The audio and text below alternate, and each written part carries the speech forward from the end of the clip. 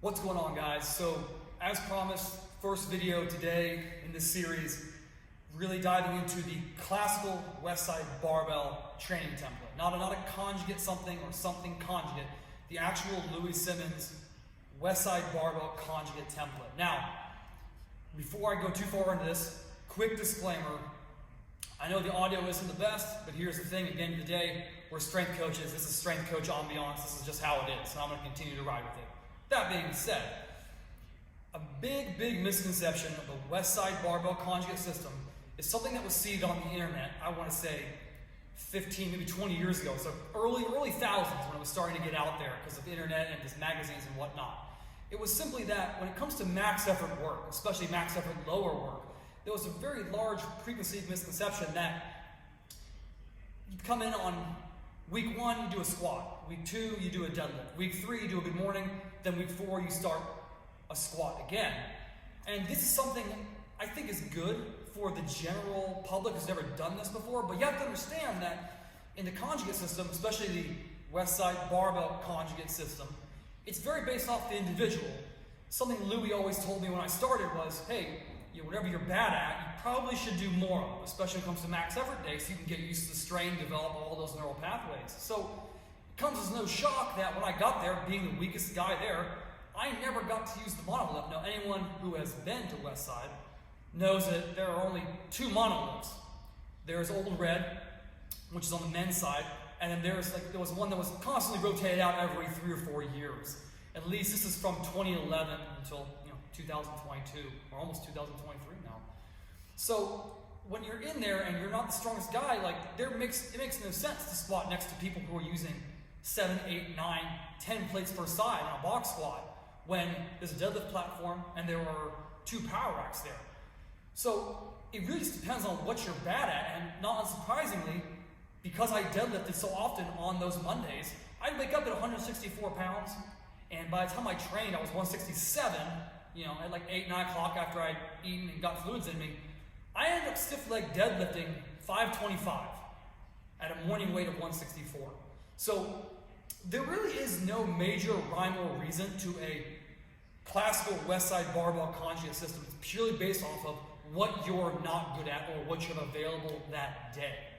So that misconception tossed aside, I'm sure many of you have heard that when they decided what motion they were going to do that morning, it was really birthed at breakfast at Bob Evans, just talking over what we need to do. Okay, so you're really bad at squat. Okay, well, we're going to have you do a squat. Oh, you're dipping forward. We're going to use that fig squat bar, and not the good one. We're going to use the bad one, the one that's tilted 15 degrees, so that if you do decide to let down, let your circle take care of it, it's going to press in your C7, you're going to black out, and we're going to know really quick if you did something wrong or not.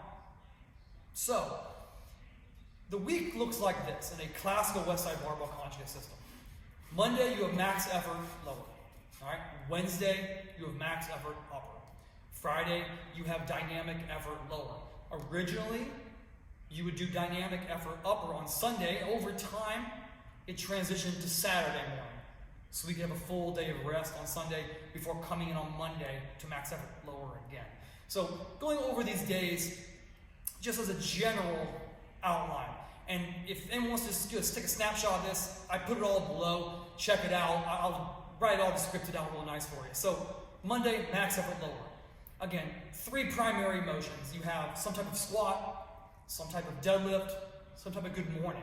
Now, I would also contend, because I've seen it work for many a lifter and strength athlete, which we'll get into in later videos, that a heavy sled or heavy strongman event is something to do as well.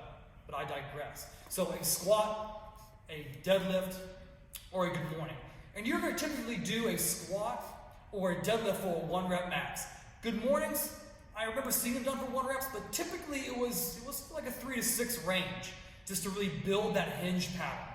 So once you do that 1 rep, or once you do that top set of 3 to 6, typically you're going to do multiple back off sets. Now when I say multiple back off sets, there is no rhyme or reason to how many or if any.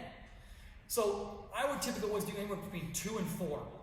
And that percentage, or that RPE, or whatever in hot Instagram term that everyone's using now, you're typically using like 70 to 90% given the variation, all right, that you just did. If it's something incredibly difficult for you that is really handicapping your ability to put out maximal weight, you're probably going to be closer to 70% on there because you really want to hone it in and refine it. If it was something straight weight and, quote, easy to remain in posture with, you're probably going to be closer to 90%.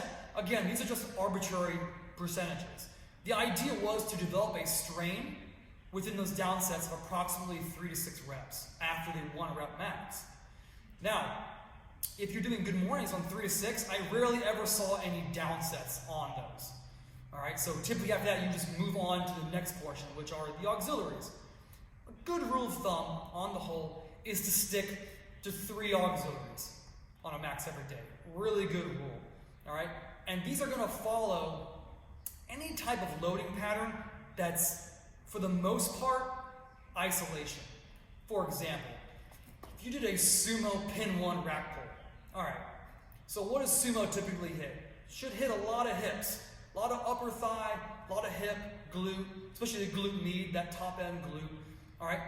Erectors to a certain extent, because we're in a Sumo position, especially coming off a rack in this case, we're gonna be more upright posture. So a lot of upper thigh, hip, and glute.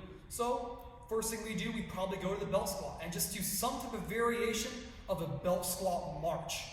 3 by 3 minutes is a really good just beginning section. Now, if you have a belt squat machine, once you go put a band on there, you never go back. You put a band on and it stays on. You keep adding weight on the outside, and even through multiple days, that band just stays on. You will notice once you go from straight weight to having a band on, there's a constant pull and a constant tension, especially for if you're dealing with a lifter or an athlete who is really driving to be more explosive. Having that banded accommodating resistance the entire time, major game changer. I would highly recommend it. So, that'd be your first auxiliary, 3 by 3 minutes on a belt squat march. If you've never done before, just marching. You don't need to add a sandbag. You don't need to add a safety squat bar. You don't need to add kettlebells because you're doing something you've never done before. So that's your first auxiliary. So second one, so we've hit hips and glutes pretty well. All right, we'll go to the inverse curl. So inverse curl or Nordic curl, you don't have either of those. You can do a regular GHD, just remaining strict and not letting your hips pop back. I like to tell athletes and lifters remain stacked. And when I say stacked, I mean shoulders, hips, and knees in a straight line the entire time. All right, if it's really too easy for them, have them clench their glutes and go through it. It'll isolate the hamstrings even further. The last auxiliary, it sounds like a broken record, but I'm going to say it anyway, is typically going to be a reverse hyper variation. At Westside, that industry gym, we have several different types of reverse hypers, whether we're talking about one that you can tilt the table up to go incline or decline, to hit more glute versus erector, or we're talking about a pendulum to pull you 15 to 25 degrees further underneath to really work that lumbar spine area. Or we're just talking about just the original reverse hyper flat back. All right, typically again, 3 by 30 is a really good starting point for that. There is a very large conversation when it comes to volume and how much to load on it. My take on it is this: you can't debate feel. If you're trying to target your lower erectors, let your lower erectors do the work. Bring your glutes into it a little bit, but let your lower erectors do the work. What the range of motion is, the range of motion is. All right, we never want to hyperextend our spine. A lot of people get carried away on it, and they let that weight go so far underneath, they can look down and see it, and so you're yanking them down, and they jam it up and hyperextend their spine, and then they complain about how their back hurts, and it's not good to either rehab their back or strengthen their back. Yeah, that's not good. You know, the snatch, a classical lift, is a very sexy lift. But if you get to the top and drop the bar on your cervical spine, that's not good. A pencil's a great tool too. I can write down things, but I stab myself in the eye with it, and doing no one no good. All right? So it's all about contraction. All right? Traction on the eccentric, contraction on the concentric. All right? So good 3 auxiliaries. After that, you do lats and you do abs. 1 lat exercise, like 3 sets. Heavier, typically 6 to 10. Just trying to really move and retract that weight. Typically, it's a retractive basis because we are talking about, in this case, a deadlift where we're retracting. If we're talking about a squat, there is a debate about doing a direct vertical pull down because we are pulling the bar down into our scapula. And then after that, an ab variation. Typically, we would do standing ab because everything you do as a lifter Granted, bench is not, but as a lifter or as an athlete, you're going to do standing. So I don't know why you wouldn't do them standing anyway.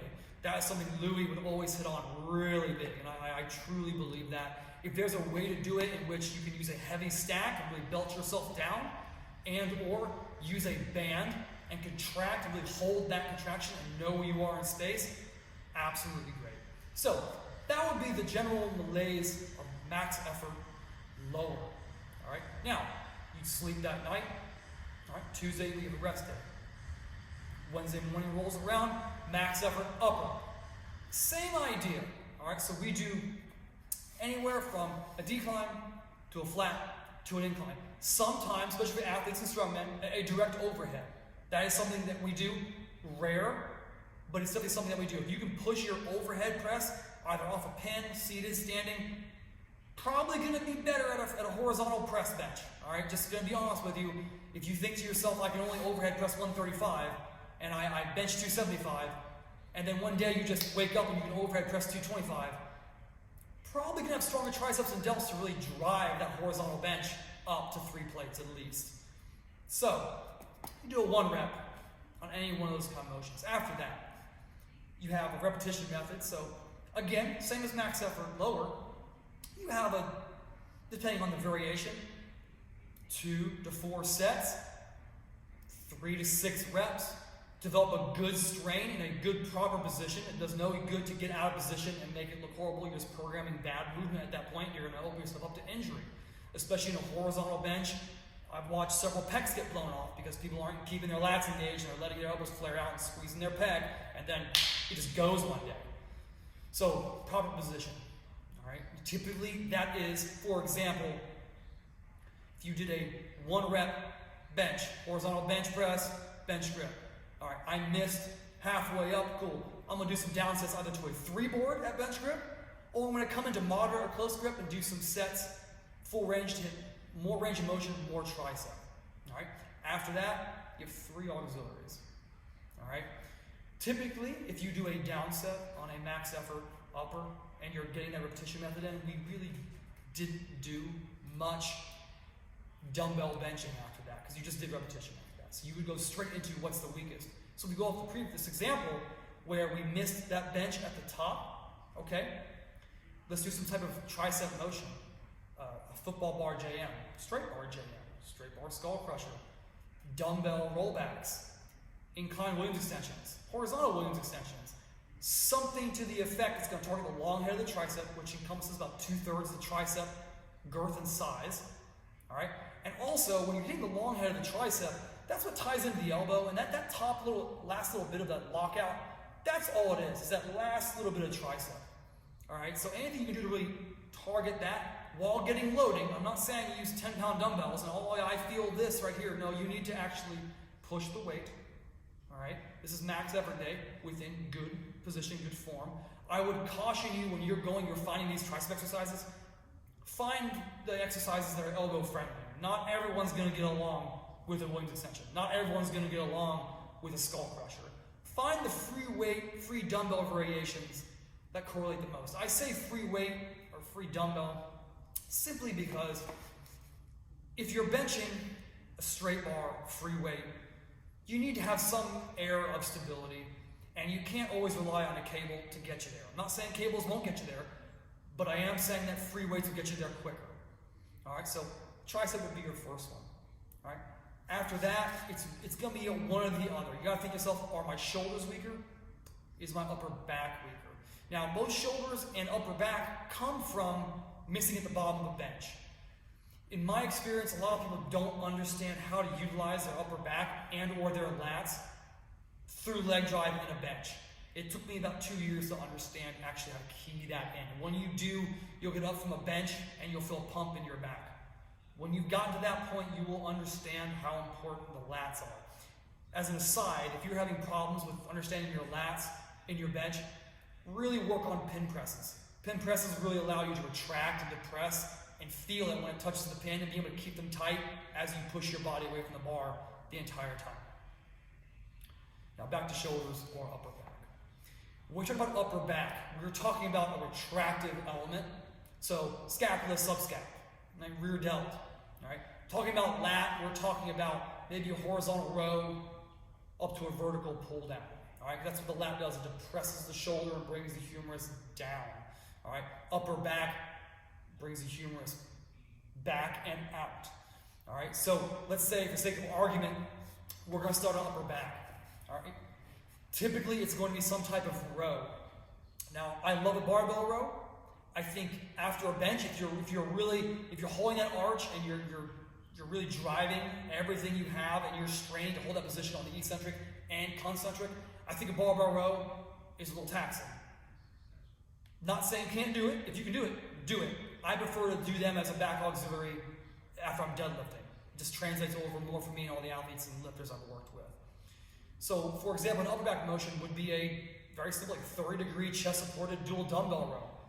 If you drive that up, especially keeping your shoulder depressed and reaching your elbow out, not driving it back, reaching it out, by squeezing your middle back and pushing your sternum through that pad as you retract your elbows back, that's going to build a very, very strong upper back. And it is free weight, so we can just find that exact position we need, either with wrist curling or extension, to drive more upper back versus lat, and really find that position and squeeze those rhomboids and lower tracts together. So that would be your second auxiliary. Third auxiliary would be shoulder. The one auxiliary for shoulders, if I need it to pull out as like an ace in the hole, it's going to be a plate front raise. When my bench was lagging at the bottom, I remember Lou looking at me, laughing, and then saying, you need to do plate raises. At my best, I was doing 2 plates chained together for a 5x5. I thought to myself, that sounds crazy because I could barely do 1 plate up to eye level for a 5x5. I worked that up to a plate and then chain through with a quarter. And once I got to a plate chain through with, I think I had a dime and a 5 on it, all right, so 60 pounds total, I noticed substantial increase in the bottom of my bench, very fast. So plate front raise, I typically have athletes and myself, I put my upper back against the wall. Depending on what they're lagging, I'll have them keep that plate perpendicular to the floor the entire time. That really keys in that front delt. Hands are at 10 and 2. This way we can actually get the front delt and part of the side, so it doesn't just become a pure isolation and a pure bicep tendon strain as they're jamming their hands down on that plate. We can actually protect that bicep tendon while still getting the musculature we need. So then again, after those 3 auxiliaries, now I understand we've already done upper back, we're then going to do a lat. So we've done a retractive, so now we're going to do a depressive. At this point, we bilateral, unilateral, whatever you want to do. Again, 6 to 10 reps, 3 sets, and then an ab. Yes, an ab on a bench day. If you ever watch benchers that, usually the stronger guys, that wear a belt, to be fair, I never worn a belt, and when Lou ever watched that, he never got it either, especially when you're not wearing a bench shirt. But what that allows you to do, it gives you an extra layer of abdominals. So when you drive your legs, you are that much stiffer, and that energy can translate through much stiffer up through the bar. If you're ever loosey-goosey on the bench and drive your legs, that energy is just going everywhere. It's not translating stiffly up into the bar. All right, so we do, at that point, do abs. The majority of people that did abs would, lifter-wise, would be laying down to help that translate a little more over to the bench. All right, so that's max effort upper. Now, that's Wednesday. You sleep Wednesday, all right, Thursday off, Thursday night, wake up Friday. So dynamic effort lower, all right? This point, it gets very dicey as to who you ask and what you're gonna get, all right? So if there are 10 lifters in Westside, you ask them what dynamic effort looks like and has looked like, you will get 11 different answers. It is that varied, it is that constantly varied. So what I'm gonna explain to you guys is just the base template. All right, so when I got there in 2012, what we were doing and what worked, because it's a good basic understanding. All right, you're gonna start with a box squat. Now this box squat is going to be wise. It's gonna be sumo stance for the most part. All right, now lifters do that. Now granted, if you're raw lifting, you bring your stance in a little bit. Here's the thing, I understand at this point people have yay and nay about box squatting. Totally fine. If it doesn't work for you, don't do it. It works for me, it works for everyone I've worked with. A lot of the issue comes from the box is either too high or you're not controlling it on the way down. You're crashing on the box. Again, back to the point. So you'd start simply 12 doubles. 12 doubles at 50% your 1 rep max. Your competition straight bar 1 rep max. Not the max I had. Well, I'm doing bow bar with 2 chains. Last time I did bow bar with 2 chains on the max every day, I got 400, so I'm gonna use 200 pounds. No. If you, in competition, straight bar squatted 500 pounds or 1,000 pounds, you're using 250 or you're using 500 pounds.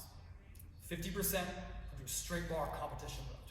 So, have that on the bar. On top of that, you have approximately 25% accommodating resistance. Now, that approximate, it's going to change a little bit, because here's the thing. Bands over time, they're going to wear down. All right, we change them about every year. Here in the industry, we change them out as often as we need to.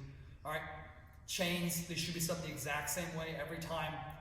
Gotta be honest, sometimes the guys and gals don't. All right, because it was just, does it look right? Yeah, does it feel right? Yeah, all right, roll. It is what it is. At the end of the day, intensity and execution and precision under fire really comes into play, and that's really what it's about. But approximately 25% accommodating resistance at the top of the motion. So if you have 50% of your straight bar competition squat max on the bar, you add that 25% accommodating resistance on top of it. At the top, when you lock out, you should have approximately 75% of your competition straight bar 1 rep max load. All right, that is to teach your nervous system to fire through. All right, that would be week 1, 12 doubles at 50% with approximately 25% accommodating resistance. Week 2 of whatever bar and accommodating resistance you're using would have 55% of your 1 rep straight bar competition max with, again, 25% accommodating resistance, which means at the top, about 80%. All right. Week 3 would have 60% on the bar, 25% accommodating resistance. So again, at the top, 60 plus 25, about 85%.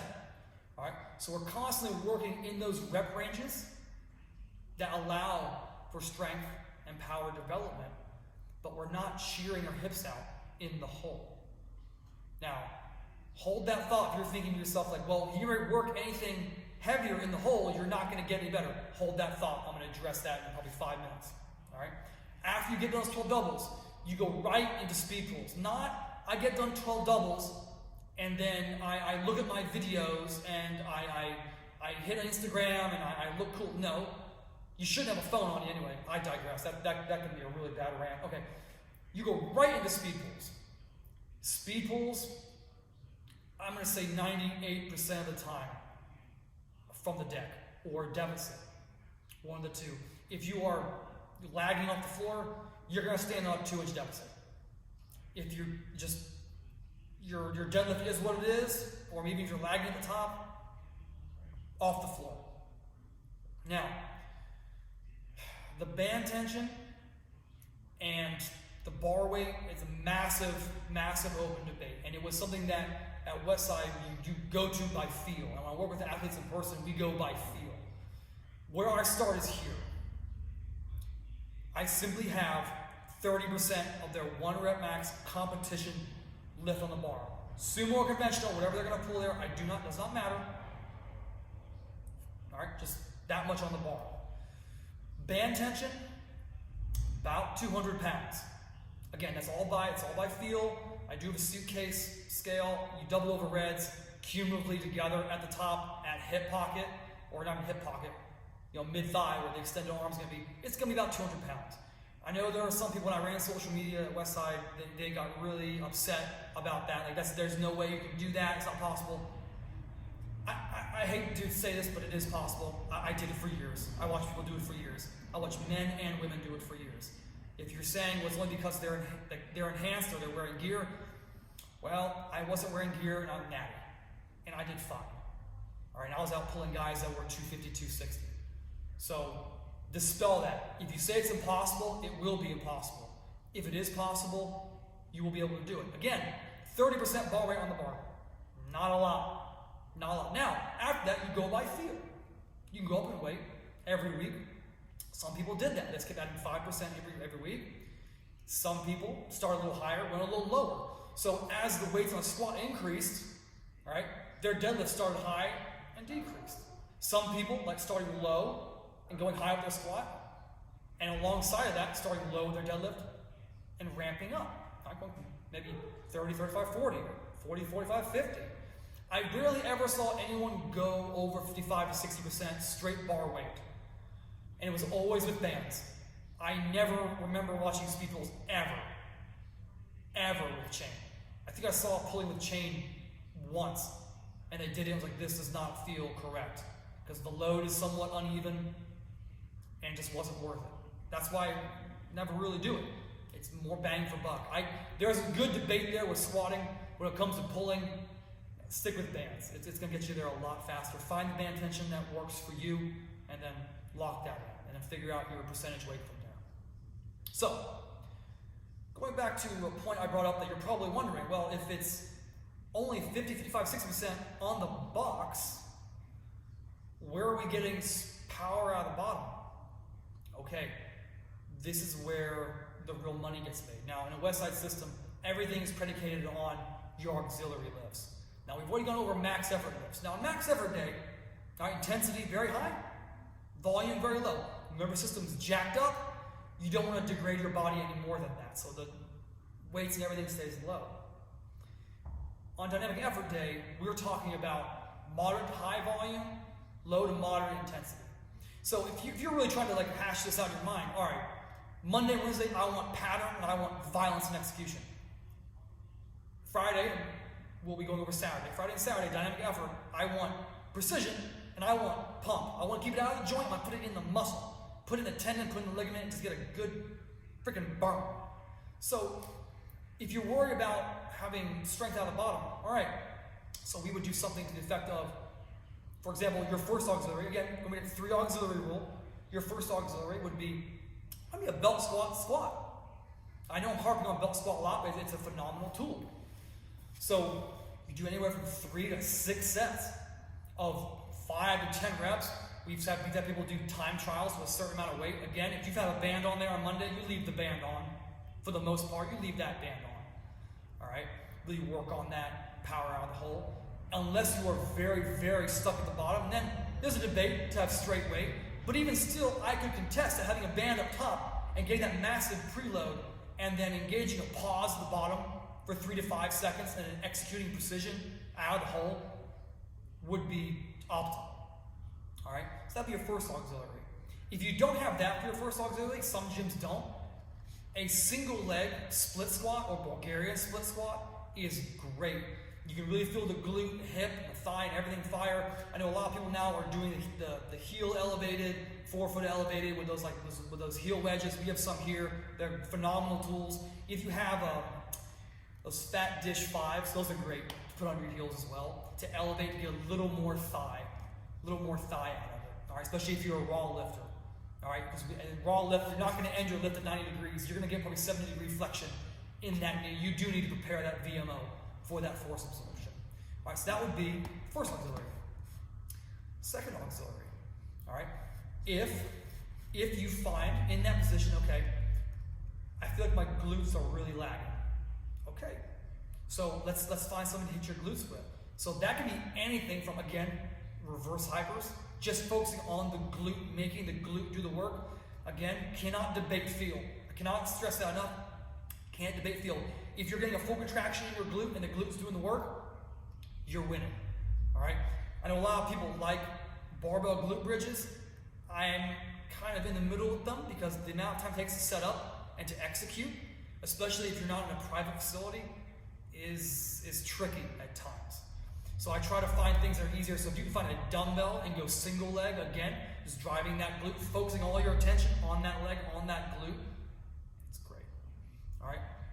After that, your last auxiliary, typically this can be a sled motion. So if you're lagging in the thigh, do reverse sled pull. And a reverse sled pull in a motion of not standing up and just kind of doing 2 or 3 inches, sink those hips down, maintaining an abdominal brace, sink the hips down to almost a defensive back position, and then sink them some more so your hips are past parallel and you are walking backwards with your hips at or past parallel. You're trying to extend that leg every time. Some people will say, well, if my thighs are lagging, well, I just go and do a quad extension. I'll tell you why. I'll tell you why you don't do that, because it's easy. That's why. It's too easy.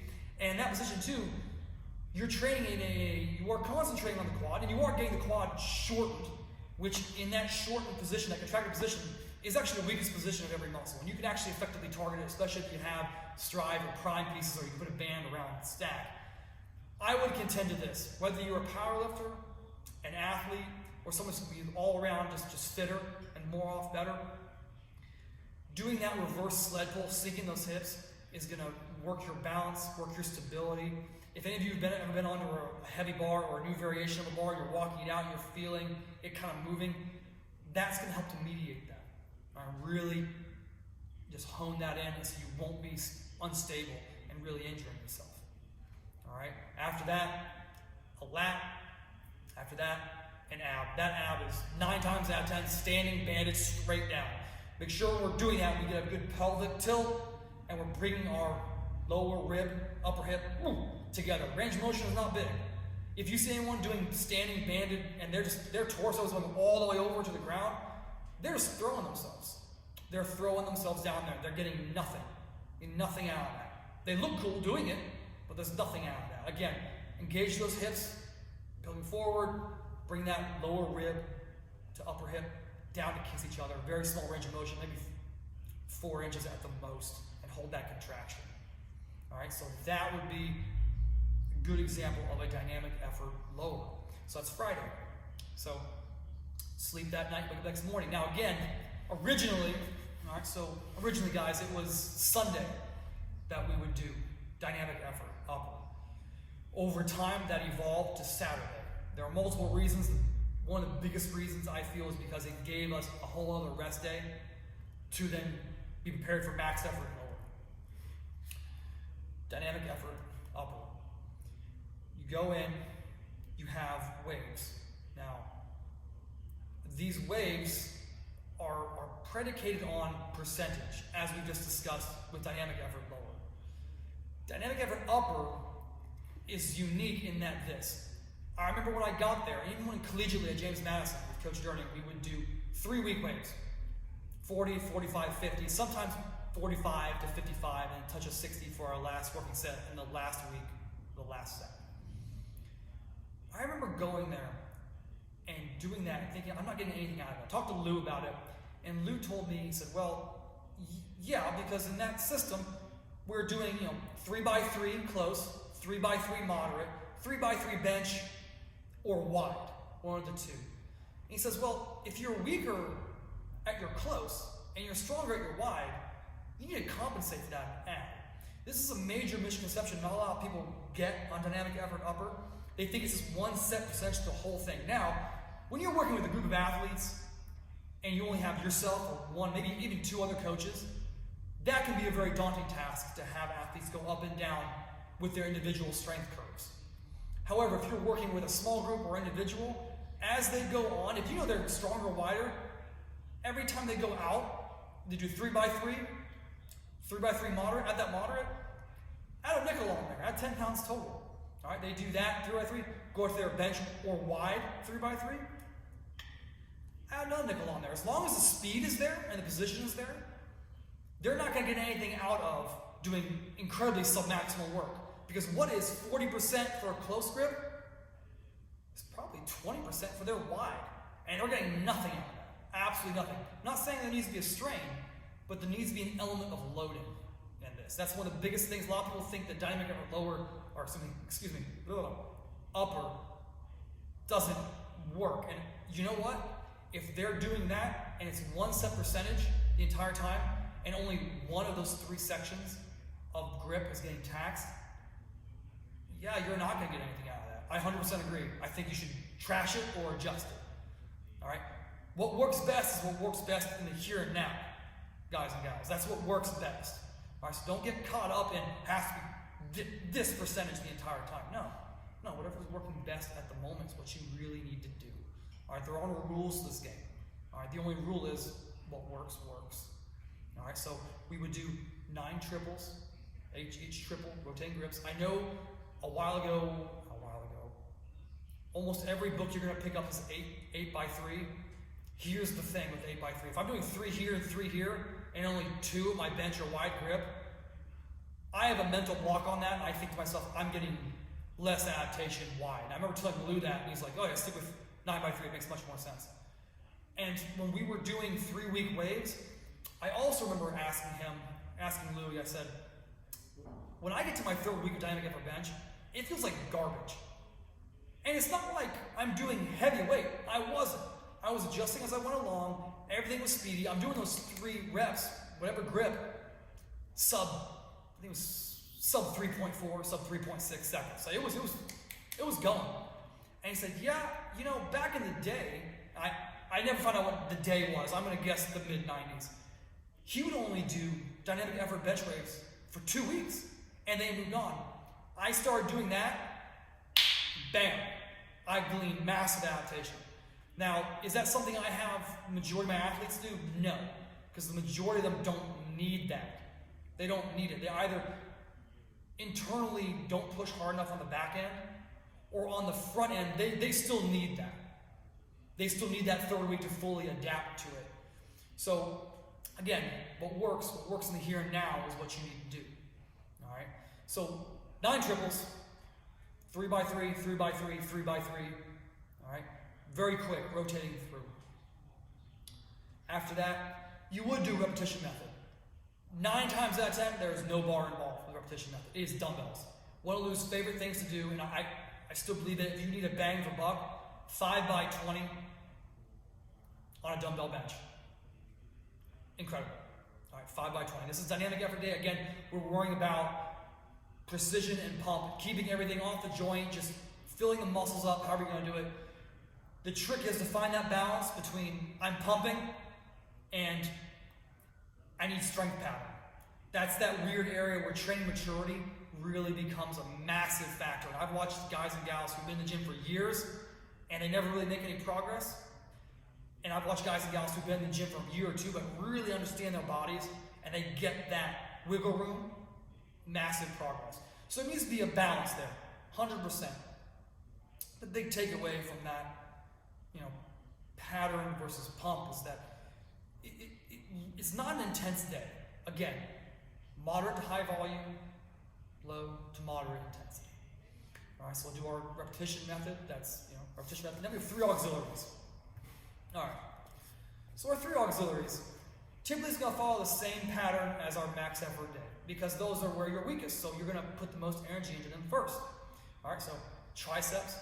All right, a big favorite here are incline Williams extensions. Now, I mentioned Williams extensions earlier, and I should have prefaced with a lot of people call them tape presses because when Dave Tate was rehabbing, he used them and they got so popular because no one ever seen them, they call them tape presses.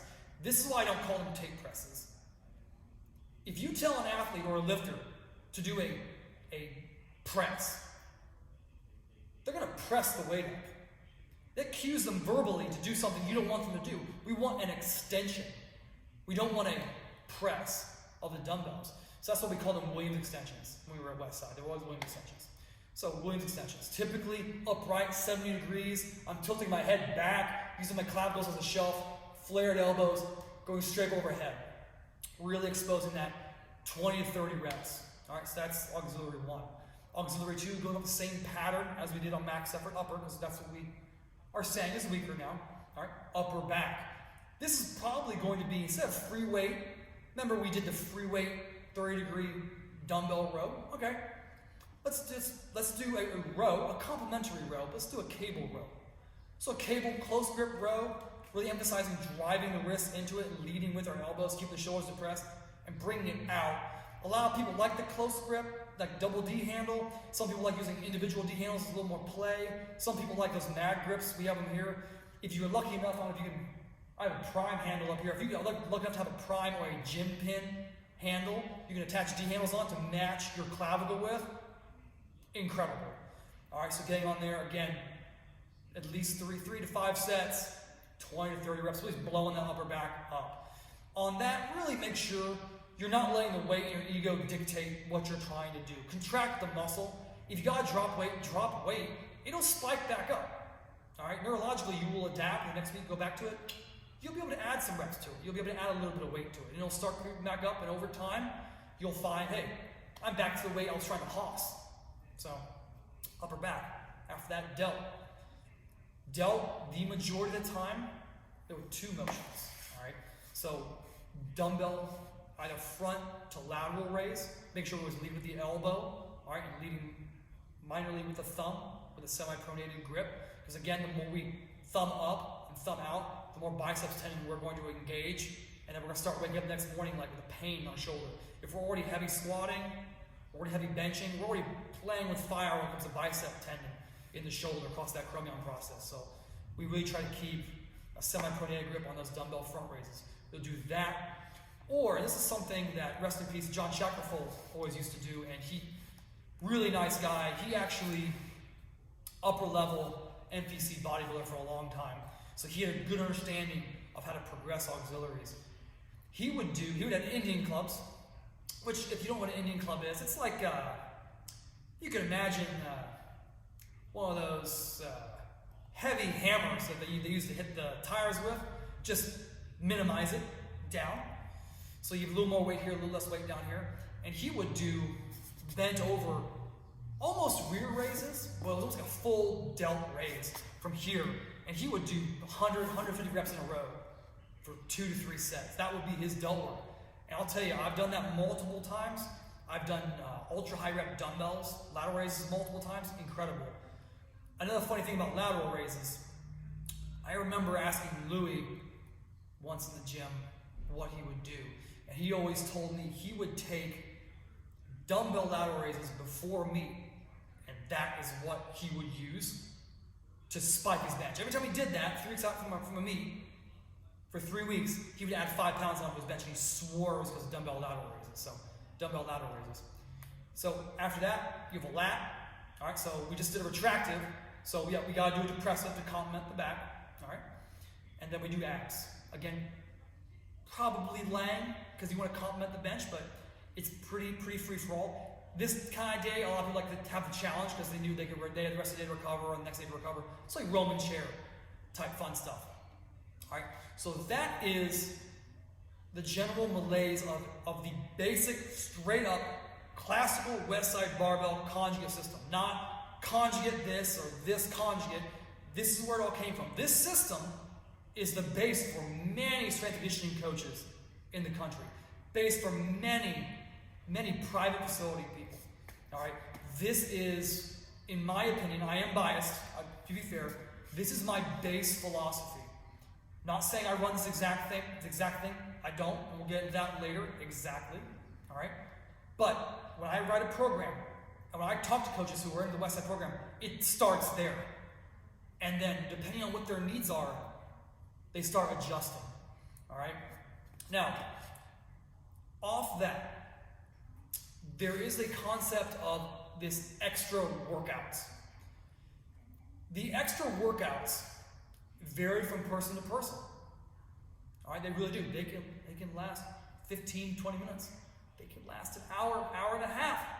It's a thing. All right. When I was at the 164 pounds, I mentioned, and that was my peak strength. 164 to 170 pounds I floated at. I would come back on Monday, Wednesday, Friday night to the gym. Saturday afternoon, I'd go out on my own to another gym, and I would just hit auxiliaries where you're weakest. It would be minimum 30 reps. It would be a lot of band. It would be a lot of sled. Now, why a lot of band and a lot of sled? All right, band, 40 plus reps, tendon and ligament development. All right, especially for athletes. We'll get into that in a later video. That's a big portion. All right, tendon and ligament development. All right, sled work. That stuff is 90% concentric, unless you're just milking that negative every time. Even still, if you're milking a negative on some type of sled work, it's not necessarily tearing your muscle down to that lengthened position. The majority of that comes from the concentric. So we can push blood, and we can push the volume, the GPP, the training base, all right? And that is what really ended up catapulting the morning lifts, out of the Monday, the Wednesday lifts, which are the max effort ones are the ones I always care about, because those are the big numbers. But generating that base off sled and band work is what came into it. My first summer at Westside, I remember Lou telling me, Joe, to make it to the top, you have to train 8 times a week. In my temperate youth, I legitimately was like, well, I could train 12 times a week. And I did. I trained 11 to 12 times a week. I regressed. I was like, okay, that doesn't make sense. I dropped it to 10. I got a little bit better, felt fresher. I dropped it to 8. So again, 4 main days that we've already discussed, and then 4 extra workout days. And at that point, that would have been the 4th month at Westside. Everything else spiked. Everything else spiked. So make note that when you're doing extra workouts, those extra workouts are dictated towards you, and they are primarily driven towards tendon ligament development and concentric work. That's why sleds and bands are such a large component of the Westside system. All right, so that is, in general, all right, the classical Westside barbell system. Down below, I'm going to write all this out, so everything I've just spewed out of my mouth that it was so much. I get it. I have diarrhea of the mouth sometimes. I'm going to put it all down below. You can take a snapshot of it if you want to use that as a base training template. Shoot me any questions down below you have. I will be sure to answer them. If I'm not there, find me on Instagram at specialstrengths. Shoot me a DM. I'll get to you as soon as I can. Next video we're going to do is how to take this classical Westside barbell system and really start to adapt it towards the strength athlete. All right, so not necessarily the power lifter, but the football player, the rugby player, the fencer, field hockey, swimming, lacrosse, diving, highlight, anything you can think of. How we take it and adapt it to them. And again, general malaise. And as we go on, we'll do individual videos on just individual sports and dive into it. So until next time, stay strong for me. Ciao for now.